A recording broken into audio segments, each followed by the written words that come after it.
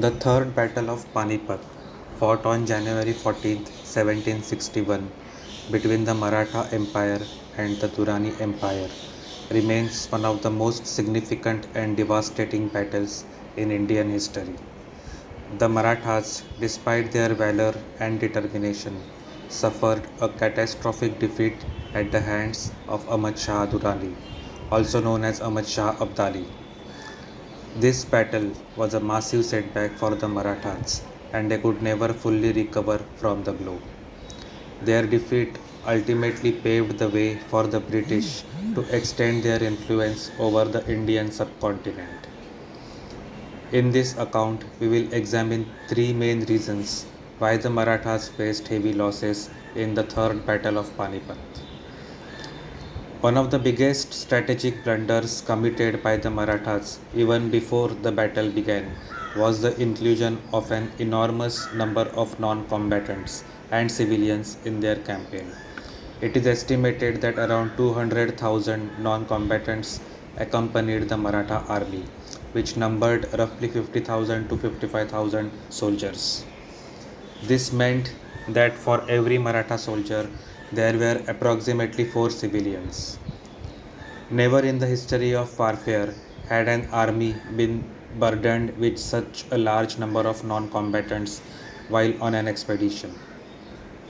Most of these civilians had joined the campaign for religious reasons, hoping to visit pilgrimage sites in northern India. The Maratha leadership failed to dissuade them from accompanying the army, leading to severe logistical challenges. The presence of such a large number of people drastically slowed down the movement of the Maratha forces and created additional pressure on their already stretched supply lines. When the Durrani forces cut off these supply lines, the entire Maratha camp, including soldiers and civilians, suffered from extreme hunger and lack of resources. As a result, when the Marathas were forced to charge out of desperation, they had to fight on an empty stomach, severely affecting their combat effectiveness. Moreover, it is estimated that about 40,000 of the non combatants were captured by the Durrani army and sold into slavery. Although Sadashivrao Bhau, who led the Maratha forces, was a brave and capable warrior, he lacked the experience necessary to command such a large army in a high stakes battle. Prior to this, he had led some campaigns in the Karnataka region, which were relatively small scale compared to the massive engagement at Panipat. Sadashivrao Bhau did not have the military brilliance or strategic acumen that his uncle, the great Bajirao, possessed. Bajirao was able to defeat much larger armies because of his brilliant military strategies.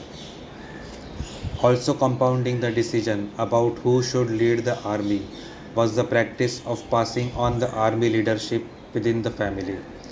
Veterans like Mallar Rao Holkar, who had fought shoulder to shoulder with Baji Rao the Great in many wars, did not get the leadership of the army, despite being much more experienced and capable to lead the army. Mallar Rao Holkar was a veteran of many battles and was instrumental in Marathas conquering Lahore and Attock, extending Maratha territories deep into Punjab and on the border with Afghanistan. However, the politics and infighting within the Peshwa clan meant that a much inexperienced Sadashivrao Bhau was asked to lead the campaign. His naive and aggressive tactics also led to conflicts with key allies like Maharaja Surajmal, who advised a more strategic approach rather than direct confrontation. Ignoring this advice, Sadashivrao engaged in a head on battle with Durrani, a move that played into the hands of the Afghan general. On the other hand, Ahmad Shah Durrani was a seasoned military strategist with extensive experience in warfare. His tactics allowed him to effectively outmaneuver the Marathas, cutting off their supply lines and access to drinking water. This strategic superiority gave the Durrani forces a significant advantage in the latter stages of the battle. Another critical factor in the Maratha defeat was their inability to secure strong alliances within India. Over the years, the Marathas had imposed the Chauth, that is, a tax of 25% of revenue, on several Rajput rulers, which alienated them. As a result, the Rajputs refused to provide military assistance or logistical support to the Marathas in their campaign against Durrani. This left the Marathas isolated and vulnerable. In contrast, Ahmad Shah Durrani successfully formed key alliances with rulers such as Najib ud-Dawla, the Rohillas, and Shuja ud-Dawla. These alliances not only bolstered his military strength but also ensured secure supply lines for his army. The combined forces of Durrani and his Indian allies significantly outnumbered the Maratha army, making it difficult for the latter to hold their ground in an extended battle. Despite these overwhelming challenges, the Marathas fought valiantly, and in the initial stages of the battle, they seemed to have the upper hand. However, the turning point came when the 18-year-old Peshwa Prince Vishwasrao was fatally shot. His death led to confusion and a breakdown in Maratha morale, ultimately sealing their fate. The aftermath of the battle was devastating for the Marathas. Thousands of soldiers and civilians were either killed or captured, and the Maratha leadership was left in disarray. The loss at Panipat weakened the Maratha Empire significantly, preventing them from ever regaining their former strength.